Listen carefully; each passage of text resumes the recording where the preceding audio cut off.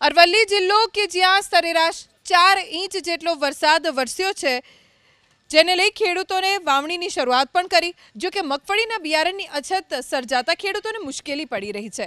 અરવલ્લી જિલ્લામાં મગફળીના બિયારણમાં 24 નંબરના ક્રાંતિ બિયારણનું સૌથી વધારે વાવેતર થાય છે, પરંતુ મગફળીના ક્રાંતિ 24 બિયારણની હાલ અછત છે।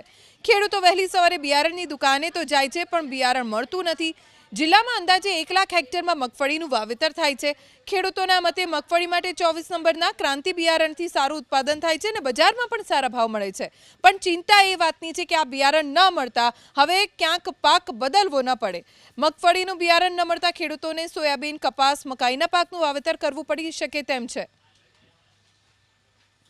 સંગ્રાહકોરો દ્વારા બીજનું સંગ્રહણ કરી ખેડૂતો પાસે લૂંટ ચલાવવાના આદેશથી એમના મૂળ ઉદ્દેશથી એમને બિયારણ સંગ્રહ કરી ખેડૂતો સુધી પહોંચાડવાની અંદર વિલંબિત કર્યો, જેથી ભાવ વધારો જેમ મન ફાવે એમ લઈ અને ખેડૂતોને એન કેન પ્રકારે આ લૂંટવાનો પ્રયાસ થઈ રહી અને આજે પણ ઘણા ખેતરો એમને વિના વાવેતર બિયારણના અભાવે આજે વંચિત રહ્યા છે ખેડૂતો।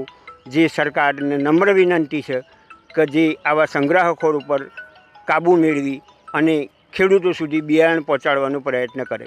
રોજ લગભગ 25 થી 30 ખેડૂતો આવે છે રોજના ક્રાંતિ બિયારણ માટે, પણ હાલની તારીખમાં માર્કેટની અંદર સિંગદાણાનું એક પણ બિયારણ મળતું નથી ક્રાંતિનું, અને ખેડૂતો પાછા જાય છે। તો ક્રાંતિનું ઉત્પાદન વધારે આવે છે એટલા માટે ખેડૂતો લઈ જાય છે, પણ જો ક્રાંતિ જ નથી માર્કેટમાં તો અન્ય બીજું વાવેતર કરે છે।